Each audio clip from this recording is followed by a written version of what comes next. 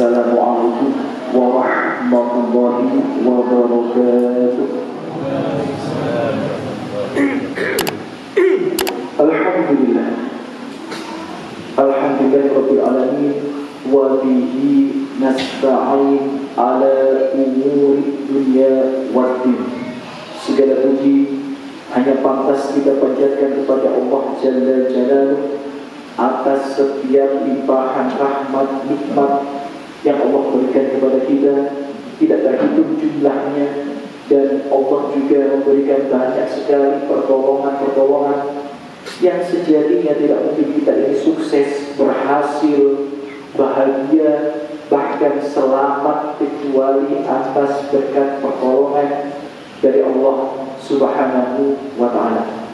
Maka hendaknya kita memperbanyak pujian dan syukur kepada Allah atas nikmat-nikmat tersebut. Dan kami juga mengajak pada diri kami dan antum semua untuk tidak bosan memperbanyak sholawat kita kepada Nabi besar kita Muhammad SAW, karena atas jasa beliau kita bisa memahami kebenaran, membedakan mana yang halal, mana yang haram, mana yang hak, mana yang batil, mana jalan yang bisa mengantarkan kita ke surga Allah, dan mana jalan yang bisa menjerumuskan kita ke neraka Allah. Itu berkat jasa Rasulullah SAW. Maka Allahumma sholli wa sallim wa barik ala Muhammad wa ala ali Muhammad. Semoga sholawat serta salam senantiasa tercurahkan kepada beliau, keluarga beliau, kerabat beliau, sahabat beliau, dan terkhusus umat beliau yang senantiasa mengikuti petunjuk dan sunnah yang telah beliau tinggalkan. Pada malam hari ini, setiap Sabtu yang keempat, insyaallah kita bertemu dan belajar bersama di Masjid Nuansa Ibadah Pacet, Mojokerto. Dan tema yang akan kita pelajari bersama malam hari ini adalah biar Allah yang selesaikan semua masalahmu. Ya, jadi biar Allah saja, biarkanlah Allah yang menyelesaikan semua masalahmu. Baik, Bapak Ibu, ikhwati fillah, saudara-saudariku, bagaimana warahmatullah yang semoga senantiasa dalam penjagaan dan pertolongan Allah.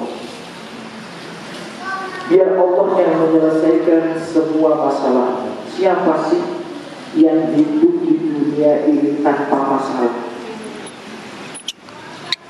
Gak ada. Justru resiko hidup di dunia adalah menghadapi masalah. Siapa yang masih mau hidup, berarti dia masih mau untuk menghadapi masalah. Karena memang dunia ini adalah masalah, penuh dengan ujian. Bahkan dalam sebuah hadis, Rasulullah mengibaratkan, menganalogikan dunia ini seperti penjara bagi orang yang beriman. Jadi ya memang siapa yang hidup di dunia berarti dia pasti menghadapi masalah dalam hidupnya. Bahkan Allah mengatakan manusia diciptakan fi kabad. Apa makna daripada fi kabad itu? Dalam keadaan bersusah payah. Bersusah payah apa? Menghadapi masalah-masalah dalam hidup. Ya. Dan Allah berfirman di surat Al-Baqarah yang mungkin kita semua sudah menghafalnya, وَلَنَبْلُوَنَّكُمْ بِشَيْءٍ مِنَ الْخَوْفِ وَالْجُوعِ وَنَقْصٍ مِنَ الْأَمْوَالِ وَالْأَنْفُسِ وَالثَّمَرَاتِ وَبَشِّرِ الصَّابِرِينَ. Dan pasti, ya, kalau Anda belajar bahasa Arab, Bapak Ibu, nanti di situ ada dua taukid, ya, karena ada lam taukid di depan, nun taukid di belakang dengan bentuk nun bertasdid. Wala nabluwanna. Lam di situ artinya kalau ada lam di depan fi'il, di depan kata kerja, itu artinya sungguh pasti. Kemudian ada nun bertasdid di akhir kata kerja, itu artinya juga sungguh pasti. Jadi Allah itu sampai menjelaskan sungguh pasti dan sungguh pasti kami akan memberikan ujian kepada kalian. Jadi itu kepastian yang kita ini tidak bisa mengelak daripadanya. Ada yang diuji dengan rasa takut, ada yang diuji dengan kelaparan, ada yang diuji dengan kekurangan harta, ada yang diuji dengan kekurangan jiwa, penyakit, ya kan, stres, blunder, kemudian perdagangan yang gagal, ya, hasil kebun yang tidak sukses. Wabah ini sobi diberikan kabar gembira bagi orang-orang yang sabar. Jadi kita itu sudah pasti akan diuji oleh Allah Subhanahu wa Ta'ala, dan dalilnya begitu banyak. Jadi siapa yang hidup di dunia berarti dia siap untuk diuji. Jangankan hidup di dunia, Anda mati pun tetap akan ada ujiannya. Bahkan habis meninggal dunia sudah langsung ada fitnah kubur, apa ujian namanya. Diuji dalam malaikat. Siapa Tuhanmu, apa agamamu, siapa nabimu, sudah ada ujiannya. Untungnya Allah ini baik. Allah ini baik. Bagaimana Allah ngasih ujian yang soalnya sudah dibocorkan ketika itu masih hidup, gitu kan? Baik ya Allah, baik. Ya, jadi hidup ini ujian, bahkan ketika kita meninggal pun masih ada ujian. Sampai langkah kaki kita memasuki surga Allah Subhanahu wa Ta'ala. Nah, jadi kembali lagi, kita hidup di dunia ini, bahkan kata para ulama itu, kita ini lari dari ujian yang satu ke ujian yang lain. Itu hakikat hidup di dunia. Ya, pindah dari masalah yang satu ke masalah yang lain. Kemarin ada masalah sama istrinya, ngambek-ngambekan, nangis-nangisan, selesai. Bentar lagi ada masalah dengan pekerjaan. Bentar lagi ada masalah dengan penyakitnya. Bentar lagi ada masalah dengan anaknya. Itu. Cuma masalah itu kan levelnya berbeda-beda. Masalah itu levelnya berbeda-beda. Ada yang memang masalah kecil, ada yang memang masalah sedang, ada yang memang itu masalah yang berat. Nah, kita yang akan kita bahas ini masalah yang berat. Jadi kalau kita sudah diuji oleh Allah Subhanahu wa Ta'ala, sedang diuji oleh Allah Subhanahu wa Ta'ala dengan masalah yang berat, bagaimana sikap kita yang seharusnya sebagai seorang muslim yang berpedoman kepada Al-Quran dan As-Sunnah?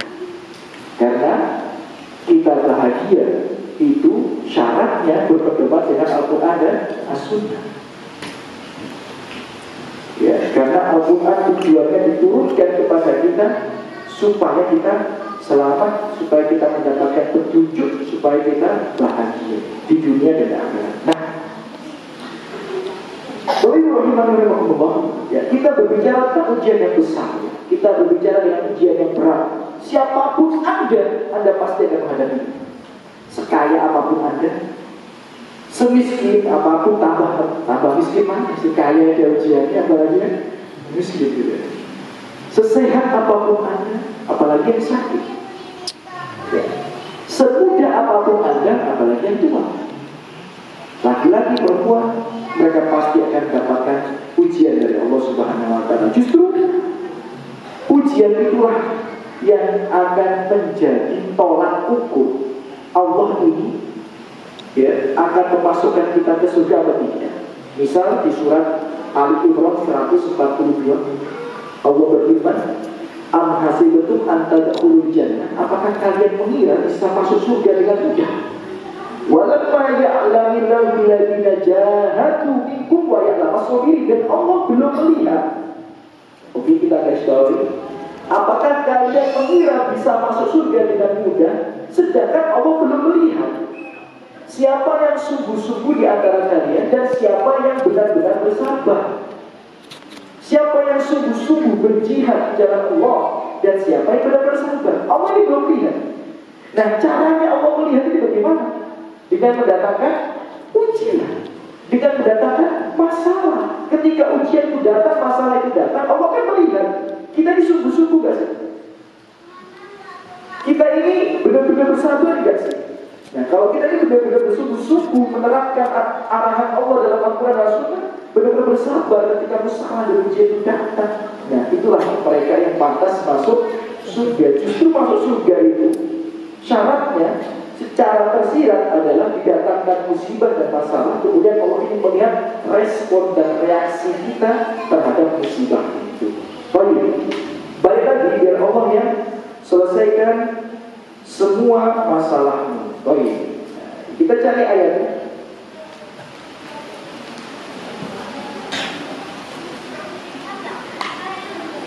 Di surat An-Naml ayat 62, Allah Subhanahu wa taala berfirman, Bapak Ibu, saudara-saudariku rahimakumullah, amman yujibul mudtarra idza da'ah.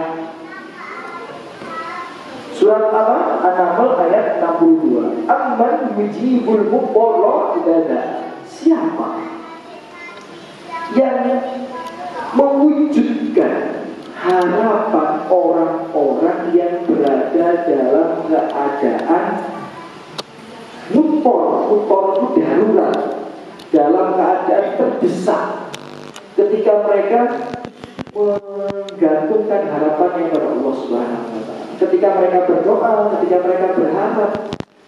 Jadi ketika orang berada dalam keadaan darurat, orang dalam keadaan terdesak, siapa yang akan mengijabah harapan-harapan mereka? Siapa? Allah. Jadi hanya Allah yang bisa mewujudkan harapan orang-orang yang dalam keadaan darurat, orang-orang yang dalam keadaan terdesak. Jadi yang menyelesaikan masalah kita itu bukan diri kita. Yang menyelesaikan masalah kita itu siapa? Allah. Yang membuat kita sukses itu bukan diri kita. Yang membuat kita sukses itu Allah. Yang membuat kita bahagia itu bukan diri kita. Yang membuat kita bahagia itu Allah. Anda bisa sehat itu karena pertolongan Allah. Rumah tangga Anda baik-baik saja karena pertolongan Allah. Ya, Anda bahkan bisa duduk di sini belajar Al-Quran dan As-Sunnah itu atas pertolongan Allah.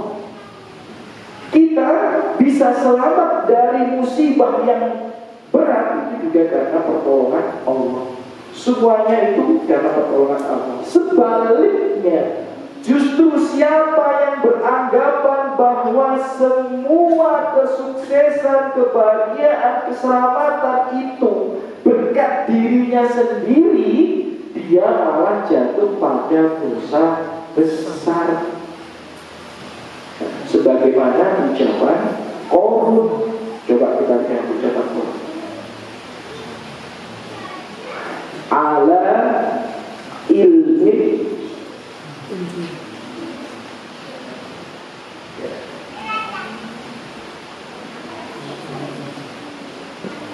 ya. Di surat Al-Qasas ayat 78, ucapan Qarun yang menyebabkan Qarun itu divonis sebagai pelaku dosa besar, salah satunya adalah ucapannya yang diabadikan Allah di surat Al-Qasas ayat 78. Qala innama utituhu ala ilmin indi. Sesungguhnya aku mendapatkan kesuksesanku ini, kekayaanku ini, kesejahteraanku ini, kedudukanku ini karena ilmu yang aku miliki, karena kehebatanku, karena kerja kerasku, karena perjuanganku, karena banting tulangku, karena peras keringatku, karena air mata darahku. Jadi seseorang yang menisbatkan keberhasilan, keselamatan, kesuksesan bukan kepada Allah, malah dia divonis sebagai pelaku dosa besar. Jadi jangan sesekali Anda berpikir kesehatan, kesuksesan, kebahagiaan itu berkat diri Anda. Masya Allah, anak sampean ini mas, anak sampean ini mbak, umur 8 tahun sudah hafal 3 juz. Yo mestinya ini anak isopo. Ini kocok nih sobat. Kocok nih sobat. Kocok nih guru. Sampai guyon tapi jadi kocok nih guru. Ya. Jadi ketika anak Anda umur 8 tahun, umur 7 tahun, hafalannya udah 2 juz, 3 juz, sambung ayat mungkin.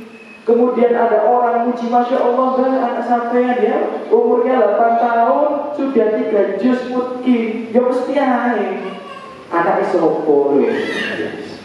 Itu penyakit korun itu. Ya, penyakit korun. Masya Allah ya mbak ya, Masya Allah ya mas ya. Dulu sampean kemana-mana goncengan pakai motor Mio, suami istri. Sekarang sudah pakai Pajero. Ya mesti aja tak belani gak turu sewengi. Gitu. Tak belani gak tahu turu awan. Tak belani banting tulang, peras keringat, nangis darah. Itu kocoknya korun. Harusnya Anda mengatakan ini taufik dari Allah, ini pertolongan dari Allah. Aku masih apa? Harusnya gitu. Ya ketika orang menisbatkan keberhasilannya bukan pada Allah, dia melakukan dosa besar. Nek terus-terusan itu lebih. Ya, serius ya, kalau terus-terusan akan Allah benarkan ya. Maka jangan pernah menisbatkan keberhasilan, kesuksesan, kebahagiaan kecuali kepada Allah Subhanahu wa ta'ala. Tauhid balik lagi ya. Jadi biar Allah yang selesaikan semua masalahmu sebagai seorang mukmin, supaya gak divonis sebagai pelaku dosa besar. Kita ini hanya boleh berpikir yang bisa menyelesaikan masalah kita itu Allah, bahkan bukan diri kita sendiri. Allah yang menyelesaikannya. Nah, supaya kita bisa mengamalkan ini, biar Allah yang selesaikan semua masalahmu, supaya Allah menyelesaikan masalah kita, apa kiat-kiat yang bisa kita ikhtiarkan? Aku pengen masalahmu diselesaikan oleh Allah, kita pengen masalah kita diselesaikan oleh Allah, apa yang bisa kita ikhtiarkan? Apakah Allah ujug-ujug datang kemudian memberikan pertolongan untuk menyelesaikan masalah kita? Ataukah ada beberapa kiat yang harus kita kerjakan supaya Allah tidak ingkar janji menyelesaikan masalah yang kita miliki? Ada nggak? Ada. Ya. Paling tidak ini yang dinasihatkan oleh para ulama. Ada beberapa kiat yang bisa kita ikhtiarkan ya, supaya kita ketika membiarkan masalah ini ya, supaya Allah yang menyelesaikannya benar-benar diselesaikan oleh Allah Subhanahu wa ta'ala. Ya. Kan kalau kita berkata biar Allah yang selesaikan semua masalah ini, sebenarnya makna lain daripada kata tawakal. Tawakal. Tapi apakah ujung-ujung tawakal? Atau harus ada hal-hal yang kita kerjakan dulu supaya tawakal kita ini menjadi senjata yang benar-benar hebat, supaya tawakal kita ini benar-benar menyelesaikan semua masalah kita. Apa saja yang bisa kita kerjakan? Yang pertama, Bapak Ibu rahimani wa rahimakumullah ya, supaya tawakal kita ini menjadi senjata yang hebat untuk bisa menyelesaikan masalah kita. supaya benar-benar Allah menepati janjinya, menyelesaikan, mencukupkan orang-orang yang bertawakal padanya. Paling tidak ada beberapa yang bisa kita ikhtiarkan sebelum kita benar-benar tawakal pada Allah. Ketika musibah itu datang, ketika keadaan itu membuat kita benar-benar terpuruk, ketika kita berada dalam keadaan darurat dan terdesak, yang pertama tentu saja kita lakukan sebelum tawakal adalah bersabar. Ya. Kata para ulama, yang kita lakukan sebelum kita tawakal itu bersabar. Jadi nanti di akhir ketika kita membahas tawakal nanti, salah satu kisah yang ingin saya sampaikan adalah kisahnya Nabi Musa alaihissalam. Ya, kisahnya siapa? Nabi Musa alaihissalam ketika di belakang itu sudah disusul Fir'aun dan bala tentaranya dengan pasukan yang dipersenjatai secara maksimal. Depannya apa? Laut. Wis mentok notok. Ya. Putar balik, dihujani dengan senjata. Wong mereka ini Bani Israel guru-guru. Ya temenan ini. Ya, kenapa kok mereka kurus-kurus? Ya karena mereka menjadi budak. Makanya pas-pasan hidupnya berantakan. Kurus-kurus, gak punya senjata. Kebanyakan mereka cuma tukang sama petani. Fir'aun dengan bala tentara yang sangat lengkap dan senjata yang maksimal, putar balik, ya bunuh diri. Ya, kayak antum sendirian melawan 10 orang pakai pedang. Lu pedang Ustaz, sampai kakek nonton film. Ya, jadi kalau depan jenengan itu ada 10 orang bawa pedang, sampai sendirian, kira-kira jenengan maju nopo melayu? Ya melayu. Ya, nek maju itu sampai kebanyakan nonton film, ya itu bunuh diri. Ya, mundur gak masalah, ya, lari aja, gak masalah. Wong Nabi dengan para sahabat juga tidak selalu maju. Kadang dalam peperangan juga mundur. Analoginya seperti itu. Jadi Nabi Musa dengan kaumnya itu Bani Israel, kalau putar balik, dia seperti sendirian menghadapi 10 orang dengan senjata. Kemungkinan menang mustahil. Ya, 0,00 sekian %.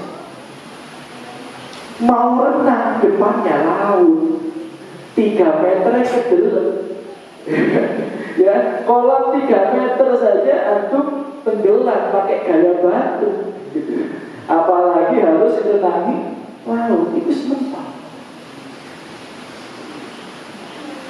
Akhir dari ikhtiar Nabi Musa alaihissalam itu tawakal Nabi. Tapi asal aku tahu, sebelum tawakal itu Nabi Musa itu sudah nyuruh orang-orang Bani Israel itu sabar. Jadi gak ujuk-ujuk tawakal. Kebanyakan kita kan ujuk-ujuk tawakal. Gak tahu sabar, gak tahu ikhtiar, gak pernah berdoa, gak pernah ibadah, moro-moro aku pasrahkan diriku padamu ya Allah. Gak ngono ceritanya. Jadi Anda kalau pengen senjata tawakal Anda ini benar-benar hebat, ikuti langkah-langkah yang dilalui oleh para nabi. Di surat Al-A'raf ayat 128,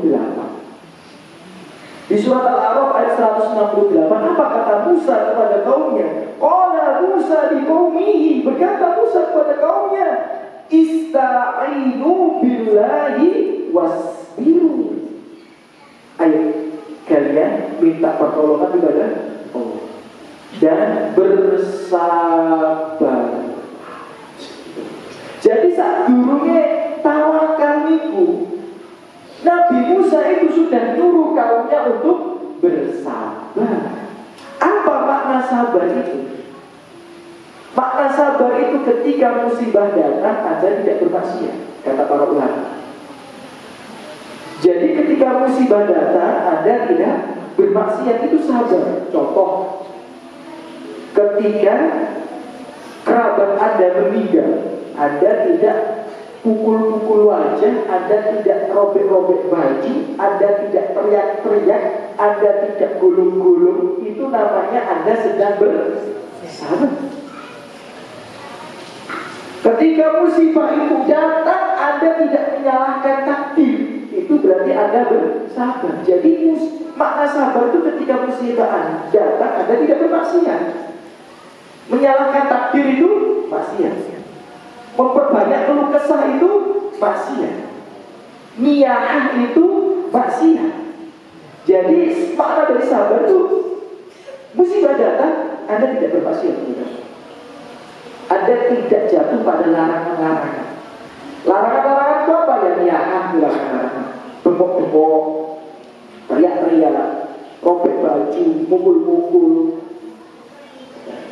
Itu niyahah, berarti Anda tidak sabar.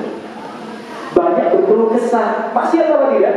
Maksiat. Innal insana khuliqa halu'a wa idza massahu syarru jazua. Di surat Al-Ma'arij Allah tuh mengatakan banyak manusia tuh kalau ditimpa masalah mereka suka berkeluh kesah. Ini maksiat. Jadi orang sabar itu ketika bermasalah, ketika punya musibah, ketika menghadapi ujian, nggak mudah berkeluh kesah. Ya boleh. Besok udah di deadline buat bayar SPP anak. Besok berhasil sudah habis. Besok ininya sudah ininya sudah. Banyak tuh kesah. Apalagi di media sosial. Seolah-olah dia adalah orang yang paling menderita di dunia. Ya kan banyak orang-orang seperti itu. Berkeluh kesah seolah-olah dia ini orang yang paling menderita di dunia. Padahal pasti ada orang yang lebih menderita daripada dia. Ya. Jadi nggak suka orang ini. Sabar. Ya, bersabar. Selama Anda bersabar, selama itu pula, ya, pertolongan Allah itu masih mungkin untuk datang. Karena seperti yang kami bacakan tadi surat Al-Baqarah, wa basyiris, berikan kabar gembira. Jadi orang yang bersabar, ya, akan mendapatkan kabar gembira. Siapa yang bersabar? Alladzina idza asabat musibah qalu inna lillahi wa inna ilaihi raji'un. Kemudian apa balasannya? Ulaika alaihim sholawatun min rabbihim wa rahmah. Mereka mendapatkan sholawat dari Rabbnya, mendapatkan rahmat keberkahan dari Rabb. Wa ulaika humul muhtadun, bahkan akan mendapatkan petunjuk. Ma asaba min musibatin illa bi'idznillah, surat At-Taubah. Tidaklah musibah yang menimpa itu kecuali atas izin Allah. Wa man yu'min billah, siapa yang beriman kepada Allah. Iman di sini kata para ulama tidak menyalahkan takdir. Berarti ketika musibah datang dia menerima, tidak menyalahkan keadaan, tidak menyalahkan takdir. Dia orang sabar atau tidak? Orang yang sabar. Wa man yu'min billahi yahdi qalbah. Allah akan berikan petunjuk. Jadi selama antum sabar, antum tidak bermaksiat ketika musibah datang, Allah akan berikan petunjuk. Petunjuk dalam kebenaran dan petunjuk untuk bisa melewati ujian itu dengan sebaik-baiknya. Petunjuk untuk bisa menyelesaikan masalah tersebut. Jadi kalau kita bahas tentang sabar sebenarnya panjang, tapi tidak bisa kita berpanjang lebar terhadap pembahasan ini karena pembahasan kita itu yang paling utama itu tawakal. Jadi ya sabar. Itu yang pertama. Jadi gak ujuk-ujuk laut itu langsung terbelah. Sabar. Jadi Bani Israel ketika disuruh pergi meninggalkan rumah, ketika diboikot, disuruh sabar. Ojo kakean ngeluh. Jangan menyalahkan takdir, jangan menyalahkan Allah. Jalani aja. Nomor 1. Kemudian nomor 2, ya, Bapak Ibu, saudara-saudariku, rahimani wa rahimakumullah. Jika Anda ingin menyerahkan semua masalah Anda kepada Allah Subhanahu wa Ta'ala, biar Allah saja yang menyelesaikannya,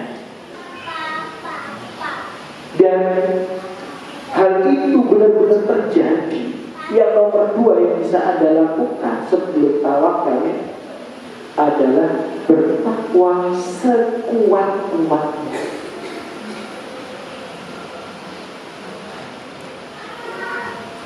Ya, apa Bapak Ibu?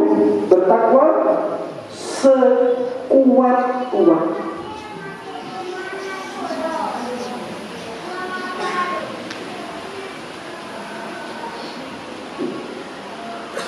Dan itulah gambaran yang Allah jelaskan secara tersirat di firman Allah Subhanahu wa Ta'ala di surat Al-Baqarah itu tadi. Kan itu dimulai dari Al-Baqarah 153, 153, 154, 155, 156. Ya. Apa pesan Allah di surat Al-Baqarah ayat 153? Ya ayyuhalladzina amanus ta'inu, wahai orang yang beriman, kalau kalian mau minta pertolongan kepada Allah, supaya Allah saja yang menyelesaikan masalah-masalahmu. Yang bisa kita ikhtiarkan apa kata Allah? Arahan dari Allah, bisobri wassolati, sabar dan sholat. Jadi ikhtiar yang kedua itu memperbanyak ibadah, bertakwa kepada Allah sekuat-kuatnya. Dan takwa itu diraih dengan ibadah yang sebanyak-banyaknya, sekuat-kuatnya. Dalilnya mana? Ya ini dalilnya yang sering kita baca, yang sudah kita hafal di surat Al-Baqarah ayat 21. Ya ayuhan nas, wahai manusia, ubudu rabbakum. Ya ayuhan nas, ubudu rabbakum.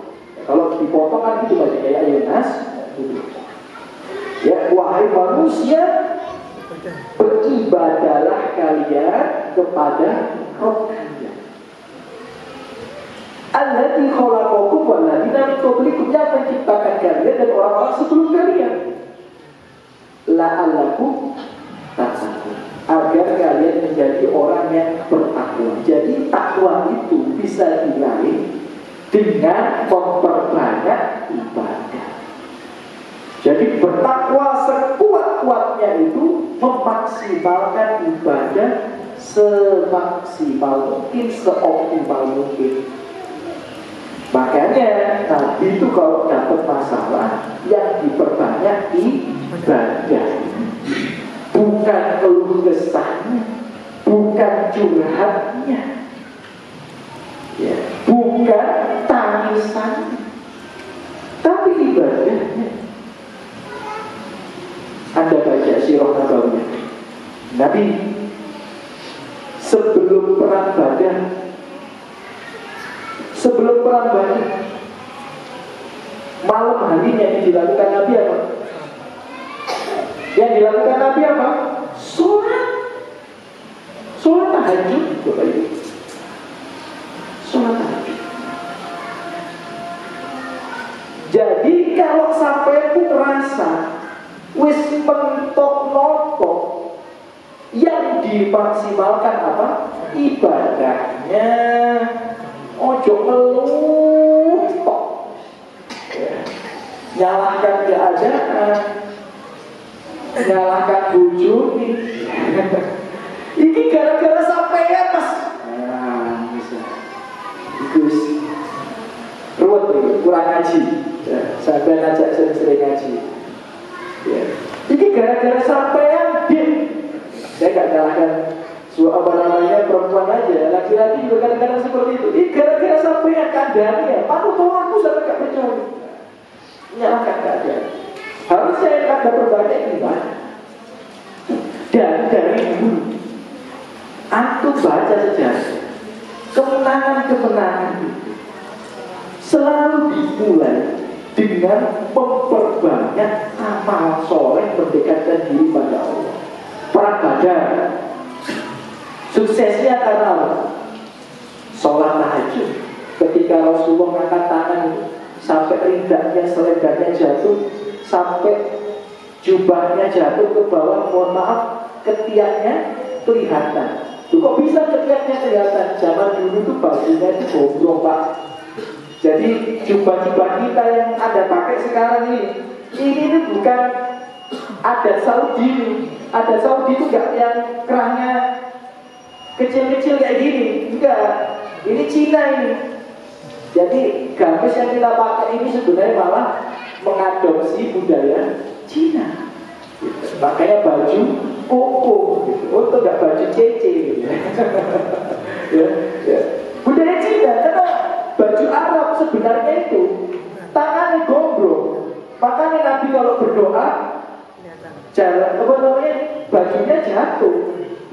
Nabi itu bukan Nabi, Ali bin Abi Thalib kalau sholat siang hari sering jubahnya ini yang tangan ini ditarik ke tengah buat alas sujud kepalanya. Loh kok bisa ditarik saja? Nabi karena tangannya gombrong. Jadi Nabi itu berdoa tangannya sampai jatuh, kain di tangannya sampai jatuh, lidahnya sampai jatuh, tinggi-tinggi ke atas. Ya. Berkata, ya Allah, seandainya umat ini, kelompok ini kalah besok, maka kau tidak akan disembah lagi. Dipegang sama Allah. Cukup ya Allah, cukup, besok kita pasti menang. Tapi sebelum itu Rasulullah sholat tahajud. Antum baca kemenangan Amr bin As melawan Mesir. Ya, Mesir. Aku tahu ya, negara Mesir itu sehebat apa zaman dulu ya, jangan dilihat sekarang. Zaman dulu. Makanya Mesir ini menjadi tolak ukur budaya pada waktu itu. Sangat besar Mesir. Ya, terkenal dengan Cleopatra-nya. Ya, sampai Romawi itu supaya bisa menaklukkan Mesir, supaya nggak perang di Arabia. Kan betul? Siapa yang menikahi Cleopatra? Gak sampai kuno sejarah. Sejarah sampai Arya Kamandanu. Ya, Arya Kamandanu itu ya, apa Gajah Mada dan sebagainya. Cleopatra itu ya saking hebatnya dengan pasukannya, wis daripada ruwet perang mending di rapi gitu. Karena Mesir itu didahului. Amr bin As ini sudah 1-3 bulan ya gak bisa ngalah-ngalahkan Mesir. Akhirnya kirim surat kepada Umar bin Khattab minta tambahan 4.000 pasukan. Minta tambahan berapa? 4.000 pasukan. Apa sama Umar? Dijawab sambil dikirim. Berapa yang dikirim? Berapa yang dikirim? 4 orang.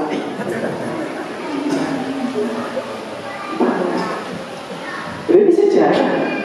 Amr bin As minta 4.000 pasukan yang sudah punya kemampuan perang komplit. Jadi wis dilatih, terlatih dengan persenjataan lengkap 4.000 orang. Dikirim sama Umar berapa? 4. Untuk yang jadi pimpinan Amr bin As. Coba sampai tidak dipilih atau enggak buntut. Jauhnya petani ini dikasih tanah per 4 orang. Kan 4.000 itu turunnya ke 4 itu jauh sekali. Masih ada 400, masih ada 40. Kok bisa jadi 4 ini? Apa kata Umar bin Khattab? Kalian banyak maksiat dulu, mereka ngomong. Kalian itu banyak maksiat, kalian jauh pada Allah, kalian kurang bertakwa pada Allah. Jadi kadang itu bener. Nek ono wong masalah itu sampai ngomongin awakmu kurang bertakwa pada Allah.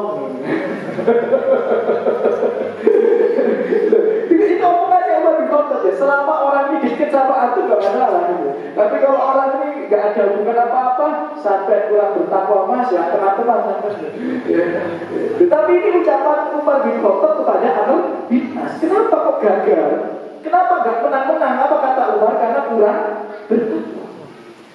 Kemudian Umar, aku kirim 4 orang. Yang 1 orang itu semisal 1000 orang.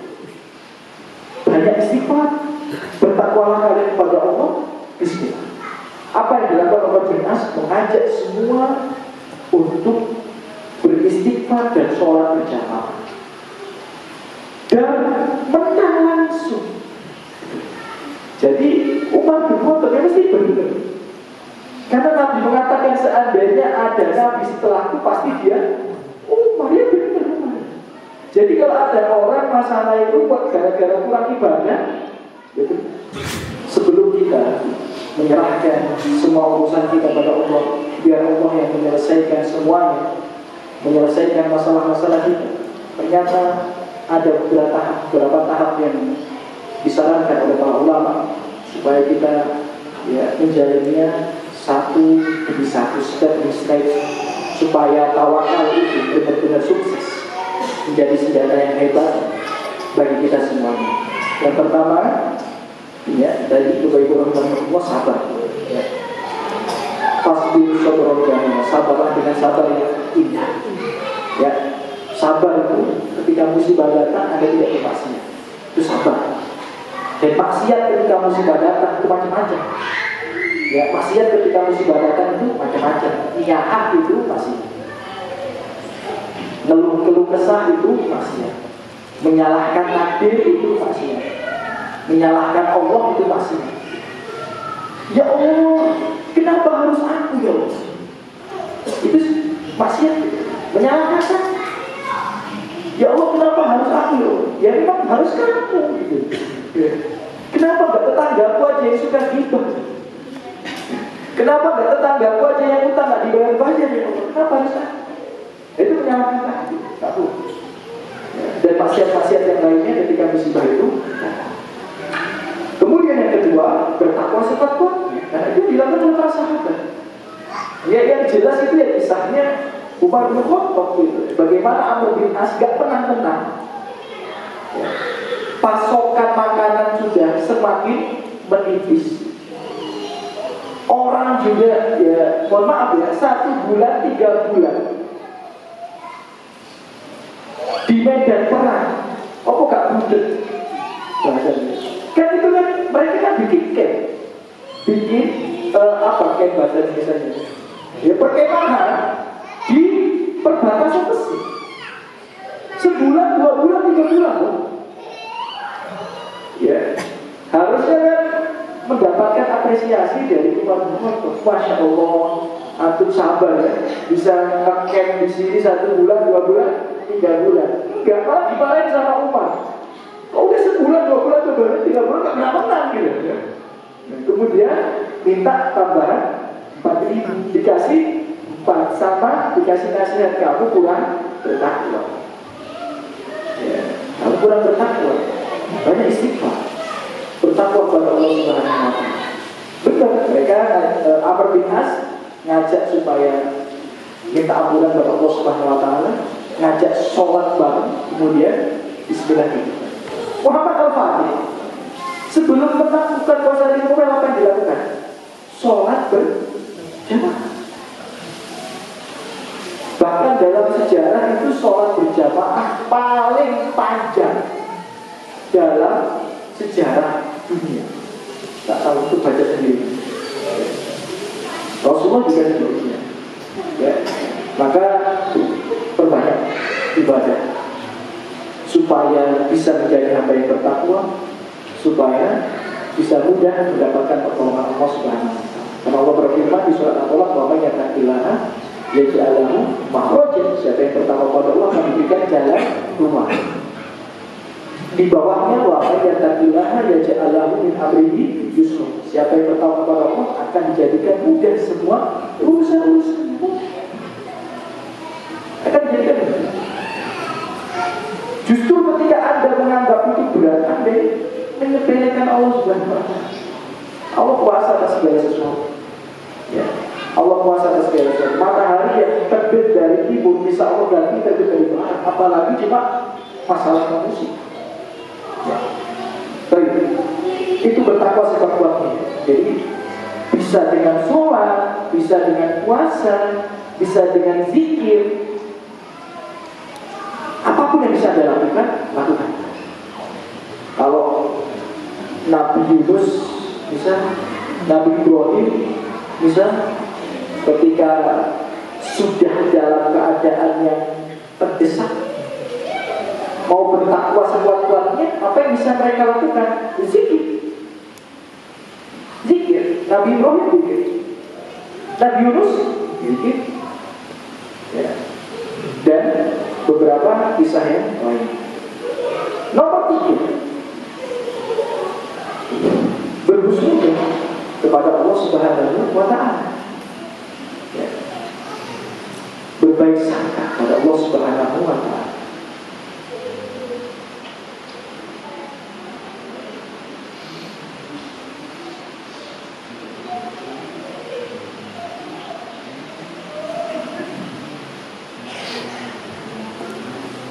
Dalam hadis riwayat Ahmad, Rasul bersabda, "Ana ibadun abdi." Aku sesuai dengan prasangka hambaku kepadaku. Indona bi khairan falahu. Kalau dia berprasangka baik, maka kebaikan itu. Lihatlah bagaimana indahnya di sini. Jika Anda berprasangka baik kepada Allah, maka Anda akan mendapatkan kebaikan. Wa indona syarran falahu. Dan jika dia berprasangka buruk, maka dia akan mendapatkan keburukan. Jadi Allah itu sesuai dengan prasangkaan hamba. Maka jangan pernah berprasangka buruk kepada Allah Subhanahu wa Ta'ala. Jangan bersifat pesimis dengan musibah yang menimpa Anda. Bahkan lebih ekstrim lagi. Ini lebih ekstrim lagi. Rasulullah bersabda, "La yamutanna ahadukum." Janganlah kalian itu mati, meninggal dunia, illa wa huwa yusinu billahi, kecuali dia sedang berprasangka baik kepada Allah. Bayangin, orang sakarat saja masih diberitakan untuk berprasangka baik, apalagi cuma budek, ya, cuma pusing mikirin ujian dan masalah yang menimpa dirinya. Orang yang sakarat saja masih disuruh berprasangka baik, apalagi yang tidak dalam keadaan sekarang. Jadi teruslah berprasangka baik pada Allah Subhanahu wa Ta'ala. Prasangka baik itu diantaranya Allah itu tidak akan membebani hambanya kecuali dia mampu untuk menjalani. Ya, itu janji Allah Subhanahu wa Ta'ala. Jadi Allah ini tidak akan membebani kita kecuali apa yang kita sanggupi, kecuali sesuai dengan kemampuan kita. Bahkan kita jadikan itu zikir harian. La yukallifullahu nafsan illa wus'aha. Allah ini tidak akan membebani seseorang kecuali sesuai dengan kemampuannya. Ya. Allah ini sudah mengukur. Bahkan dalam riwayat itu Allah itu akan menguji seseorang sesuai dengan kemampuannya melewati ujian itu dalam sebuah hadis. Jadi harus diukur sama Allah Subhanahu wa Ta'ala. Jadi husnuzon itu antum berpikir bahwa antum bisa melewatinya. Itu husnuzon. Jangan berpikir wah gak bisa. Udah gak bisa. Gak ada jalan keluar. Gak mampu aku melewati hal ini. Gak mampu aku menjalaninya. Itu berarti suhu. Husnuzon, makna lain daripada husnuzon itu adalah yakin bahwa setelah kesulitan itu ada kemudahan. Itu juga husnuzon. Fa inna ma'al usri yusra. Bahkan sampai Allah bilang 2 kali, sesungguhnya Setelah kesulitan itu ada kemudahan, itu husnudon.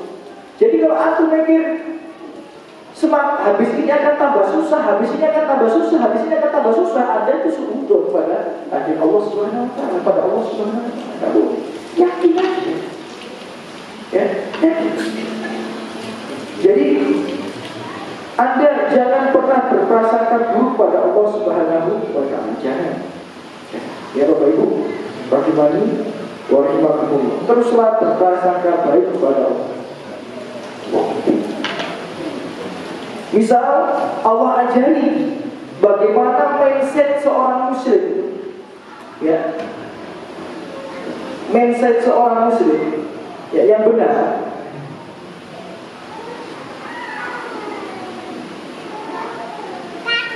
Misal di surat Al-A'raf ayat 80, wa idza maritu fa huwa yashfi. Ketika aku sakit, dialah yang menyembuhkanku. Jadi ketika ada sakit itu, Anda itu masih berprasangka bahwa Allah ini bisa menyembuhkan penyakit ini, apapun penyakit yang menimpa Anda. Ya, husnudon itu tadi ya yang sampaikan, ya, meyakini bahwa setiap kesulitan itu ada kemudahan. Husnudon, ya, makna husnudon yang lainnya juga adalah Bapak Ibu rahimahumullah, meyakini Allah kuasa untuk menyelesaikan masalah kita. Itu juga husnudon. Innama amruhu idza arada syai'an ayyaqula lahu kun fayakun. Allah itu jika menghendaki sesuatu cukup bilang apa? Kun fayakun. Husnudon, Allah kuasa untuk menyelesaikan masalah itu. Ya, aku bisa kok menjalani ujian ini. Ya, habis ini Allah akan berikan kemudahan. Itu husnudon, berprasangka baik. Jadi Allah tidak akan membebani sesuai dengan kesanggupanku. Habis ini masih ada kemudahan. Allah kuasa untuk menyelesaikan. Positivity terus. Jangan negativity, gitu ya. Ya, jangan negativity. Ya. Apalagi Allah sampai mengatakan, wa idza sa'alaka ibadi anni fa inni qarib. Surat Al-Baqarah ayat 108. Kalau mereka bertanya tentang aku, wahai Muhammad, katakan aku itu dekat. Uji budak wadah dari dan aku mengijabah orang yang memohon padaku. Husnudon. Allah itu dekat kok. Allah akan menjawab. Jadi sebaliknya jangan suhud. Dan itulah yang dilakukan oleh Nabi Musa alaihissalam. Jadi gak ujuk-ujuk laut itu bergerak. Ya, misalnya saya bacakan ayatnya.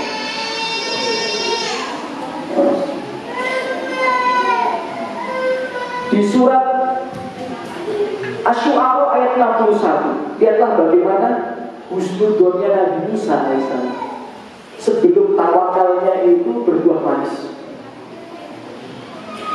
Falamma taral jam'ani qala ashabu Musa inna lahu laghawun. Ketika dua kelompok itu saling berjumpa, ketika dua kelompok itu sudah berdekatan, belakang pasukan lengkap dengan persenjataan yang kuat, depan lautan yang terbentang luas.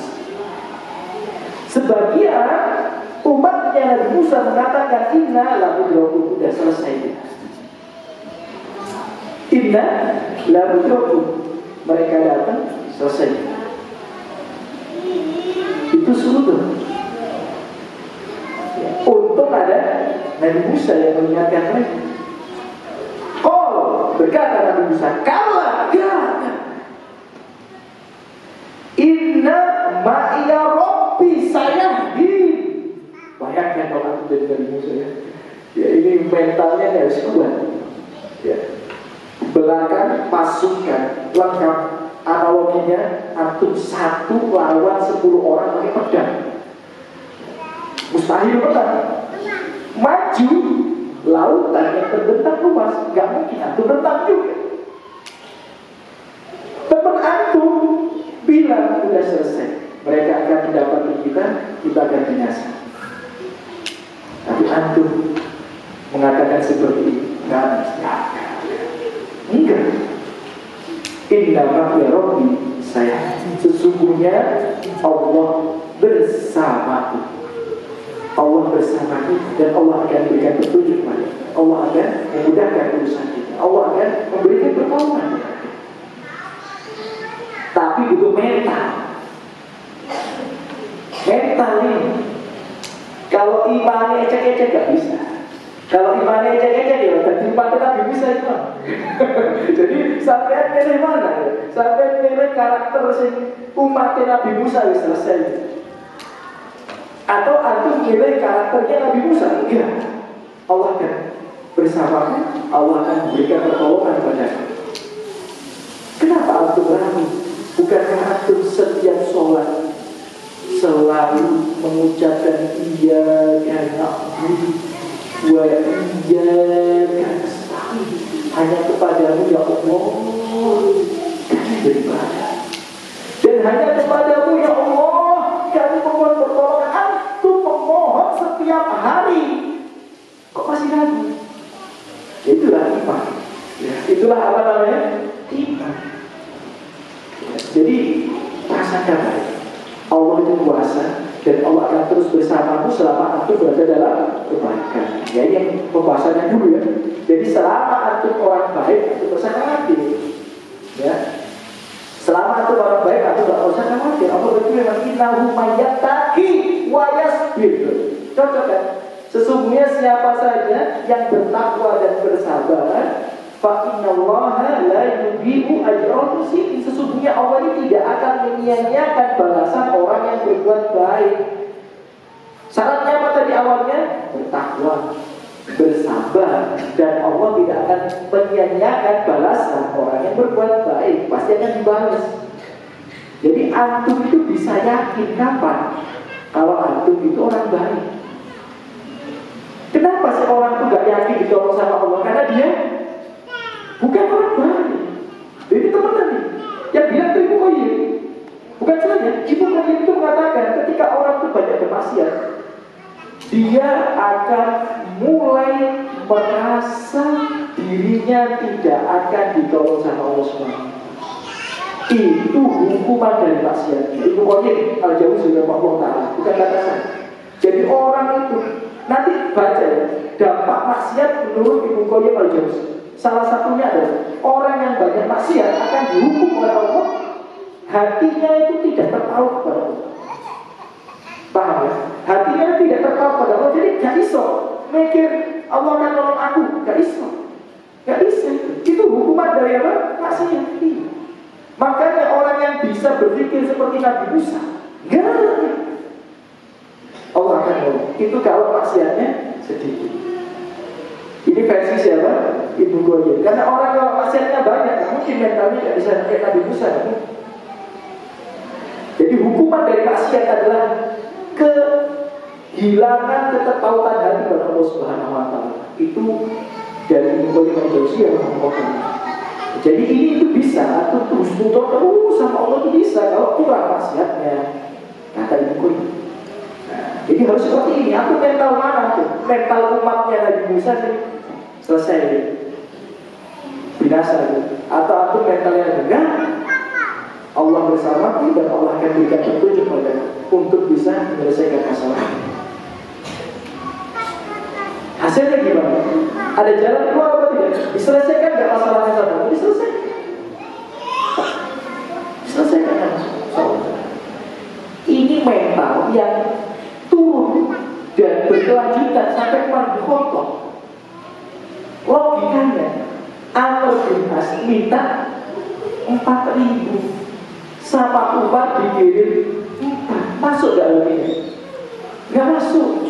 Amr bin As butuh tambahan pasukan 4.000 yang ahli perang dengan persiapan yang matang dan alat yang lengkap. Dikirim 4. Ini mental ini. Husnudonnya kuat pada Allah Subhanahu Wa Taala. Dan itu bisa kalau kurang bermaksiat. sak bendino konsumsi yang haram. Dia itu gak akan percaya diri pada dirinya sendiri. Dia gak akan percaya diri pada dirinya sendiri. Jadi dia berdoa pun dia akan ragu dengan pengijabahan doa. Dia mau tawakal pun dia akan ragu dengan tawakal. Dia mau memperbanyak ibadah untuk dapat jalan keluar, dia pun ragu dengan ibadah. Kenapa? Karena banyak maksiat. Dan ini pernah saya sampaikan kepada beberapa orang kerabat. Salah satu kerabat saya ngomong ini, "Yo mesti ae Mas, kan sampean. Kalau aku yo gak mungkin. Karena aku banyak maksiat." Itu benar. Benar omongan Ibu Kodi. Persis. Jadi saya bilang dia punya masalah yang dulu hampir sama masalahnya dengan masalah saya. Kemudian saya sampaikan, lakukan ini. Alhamdulillah Allah berikan pertolongan. Apa jawaban dia? Mas, itu kan saya. Kalau aku gak bisa, karena aku sudah berbuat ini. Itulah hukuman bagi para pelaku maksiat. Jadi hukuman bagi para pelaku maksiat itu dilemahkan keterpautan hatinya kepada Allah Subhanahu wa Ta'ala. Jadi gak yakin Allah itu nolong, gak yakin Allah itu dekat, gak yakin Allah bisa menjawab doa, gak yakin tawakalnya itu akan sukses, gak yakin ibadahnya itu akan berdampak, gak yakin sabarnya itu akan berhasil. Itu karena banyak masalah. Musuh itu yang penting yakin, yang penting yakin. Ya seperti tema kita pada malam hari ini, biar Allah yang selesaikan semua masalah musuh. Ya. Lanjut, itu nomor berapa? 3, masih 3. Kita cepat ya. Yang nomor 4, berdoa. Ya, ini tidak bisa kita tinggalkan. Ini tidak bisa kita tinggalkan. Kalau yang nomor 4 ini harus kita sebutkan dulu, baru yang terakhir tawakal.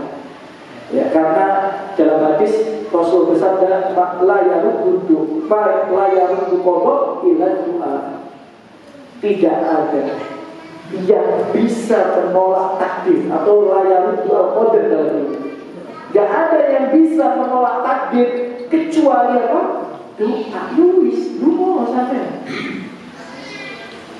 Bukankah Nabi di perang Badar berdoa sampai ngangkat tangan? Jadi ketika Anda, sebagaimana kata para ulama, jika harapanmu belum membangunkanmu di sepertiga malam dan membuatmu bersujud bersimpuh memohon kepada Allah, berarti kamu belum benar-benar berharap. Gampang kan? Kaidahnya. Ini kata sebagian para penyanyi dan para ulama. Jadi ketika harapanmu itu belum bisa membuatmu bangun di sepertiga malam, bermunajat, bersimpuh, bersujud, berdoa kepada Allah, berarti kamu itu belum benar-benar berharap. Jadi kalau antum ini sudah benar-benar berharap, harusnya antum buktikan dengan bangun di sepertiga malam, bermunajat, doa, nangis, simpuh, disuruh-suruh. Ada dari komat. Kamu dulu tangannya sampai komat, itu berarti temenan ini kan. Jadi kalau sampai kamu dulu tangannya sampai komat, itu berarti mulai mau tawakal pada Allah Subhanahu wa Ta'ala. Kamu dulu sampai komat. Terus berdoa di seperti zaman yang dilakukan Rasulullah sebelum perang Badar itu apa? Kalau antum berdoa tangan antum belum gini ya, belum kepepet banget ya. Nanti kan berdoa sampai tangannya gini. Kapan? Gak sering-sering tapi ya, saat perang Badar, saat sholat minta hujan, ya tangannya seperti ini. Ya. Jadi antum wis mentok-notok darurat, ya terdesak, ya buktikan ini kita apa? Ya, sampai ke tiangnya kelihatan secara eksplisit ya, secara tanda kutip ya, maksudnya sampai tangan Anda itu benar-benar tinggi. Yang penting jangan tiap hari. Karena yang pada satu dino sampai bingung ini, kok masalahnya sampai lu berat terus satu dino. Ya aja satu dino. Ya nanti prihatin orang-orang pesantren. Ya, sesekali ya, berdoa. Ya, berdoa. Ini yang dilakukan oleh para nabi, yang dilakukan oleh para sahabat, sebagaimana yang dilakukan Amr bin As juga. Ya, habis nyuruh istighfar, berdoa, kemudian tawakal. Ya.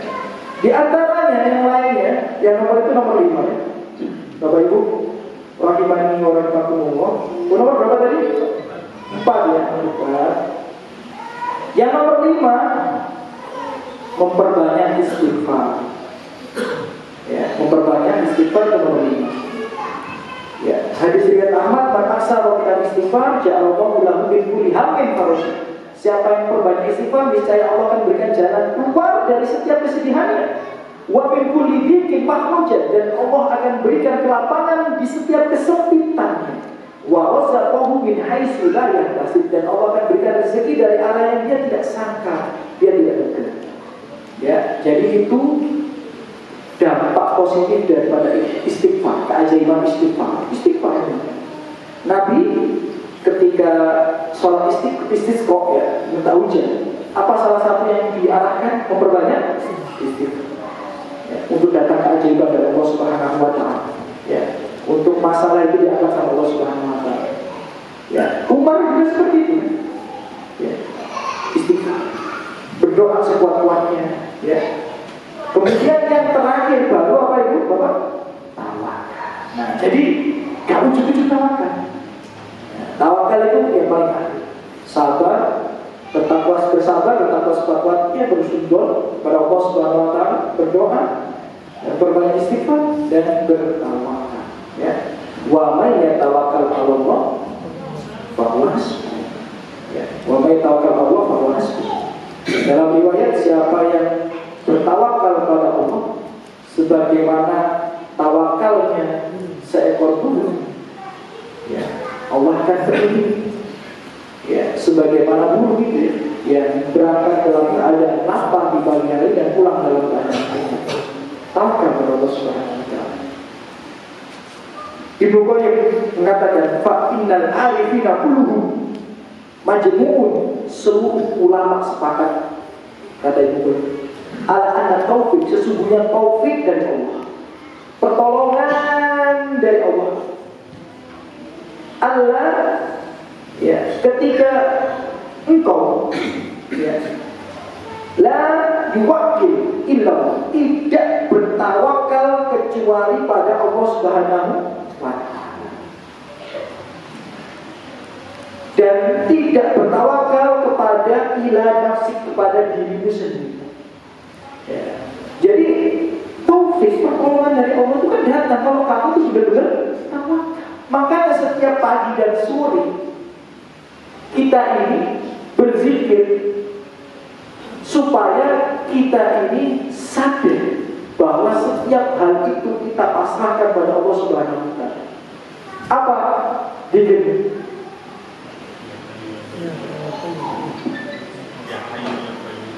Biro asli selanjut asli bisa nikul wala takil ila nafsi. Jadi doa yang kita baca tiap pagi dan petang itu, kalau antum pahami maknanya, justru antum itu meminta pada Allah supaya tidak menyerahkan urusan pada diri antum sendiri.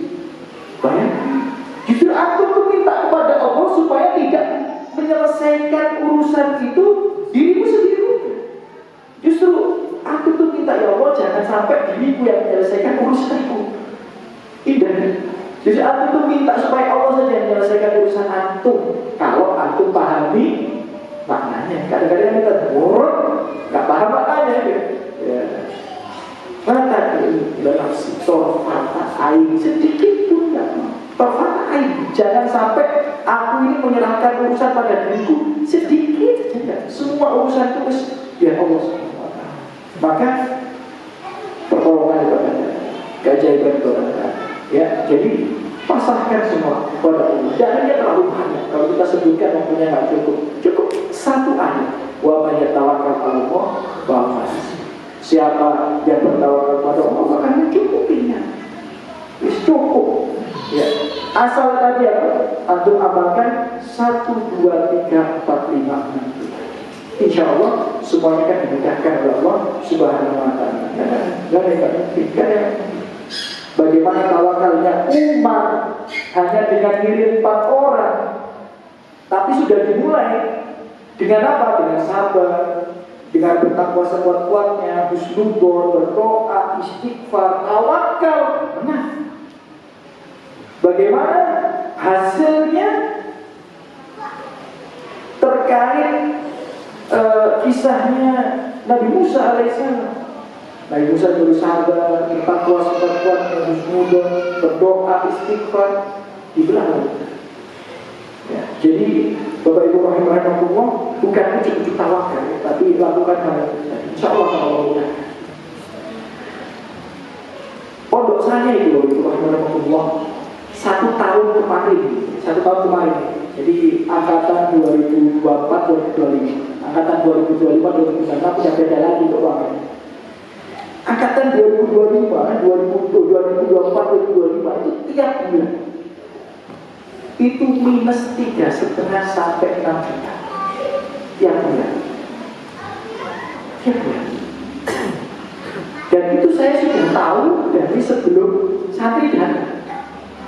Jadi ketika santri mau datang, itu kalau jalanin kayak gini minusnya 3,5 sampai 6 juta sebulan. Gajinya ustadznya gak sampai 2 juta.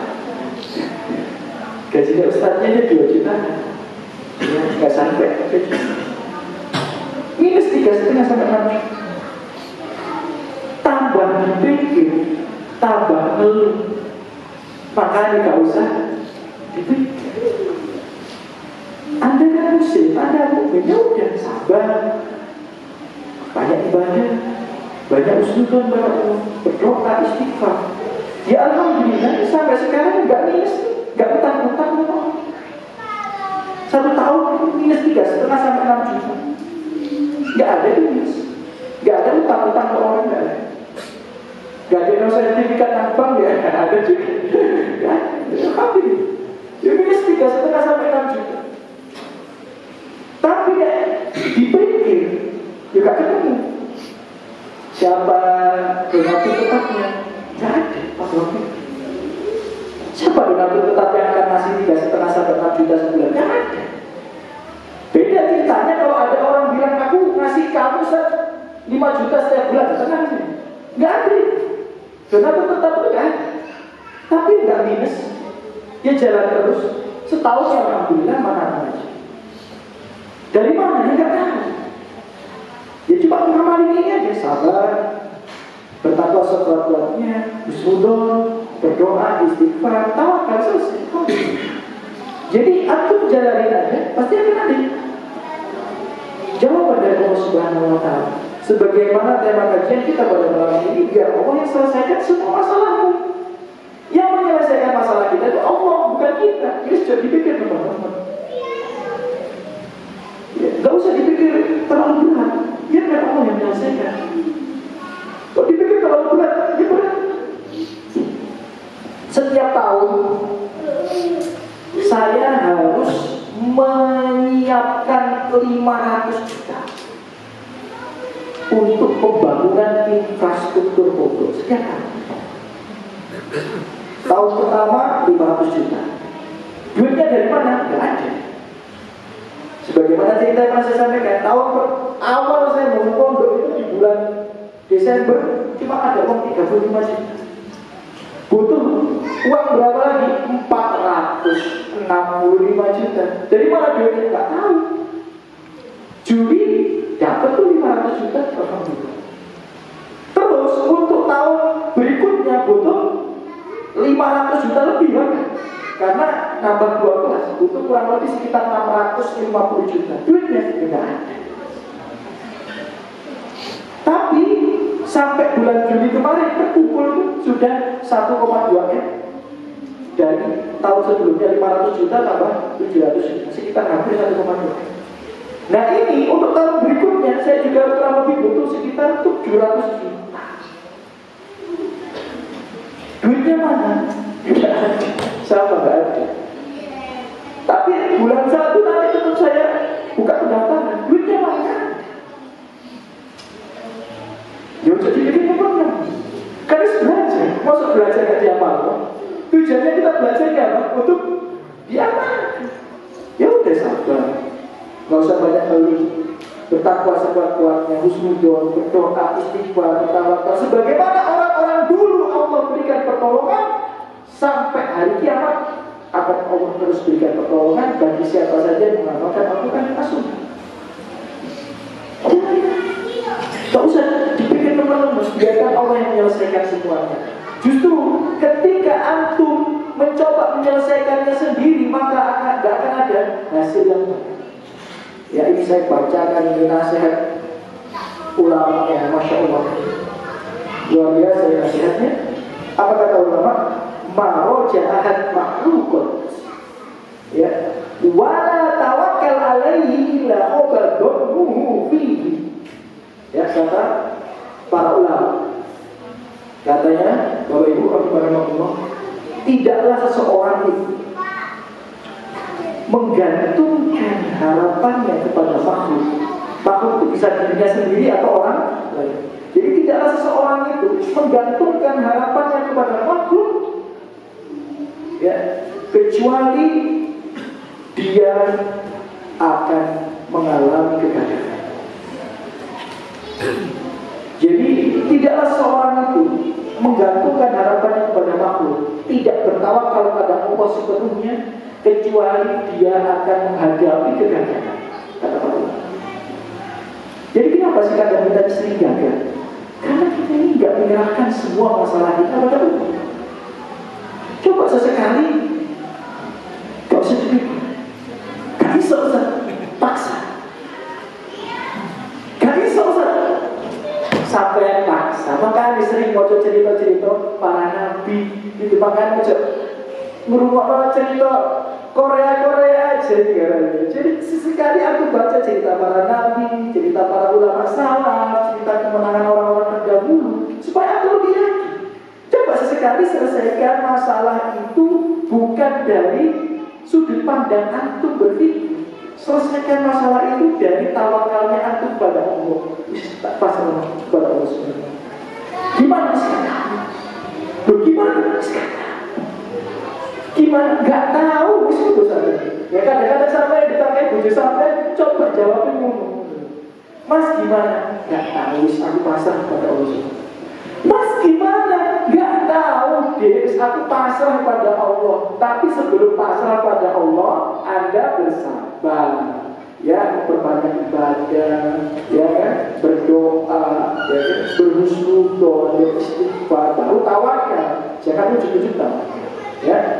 Jadi dalam hadis juga dikatakan dengan Ahmad, man ta'ala syai'an ila ilaihi. Siapa yang bergantung pada sesuatu, Allah akan berlepas diri dan membiarkan dia bergantung pada hal tersebut. Jadi kapan kita gagal? Ketika kita tidak bergantung pada Allah. Biarkan Allah yang menyelesaikan semuanya. Insya Allah Allah tidak akan mengingkari janjinya. Wa man yatawakkal 'ala Allahi fahuwa hasbuh. Siapa yang bertawakal kepada Allah, Allah akan mencukupinya. Dan Allah tidak pernah mengingkari janjinya selama Anda mengikuti arahan-arahan. Aku lupa ya, tidak salah kata sikap itu dari saya pribadi. Lebihnya dari taufik Allah Subhanahu wa ta'ala.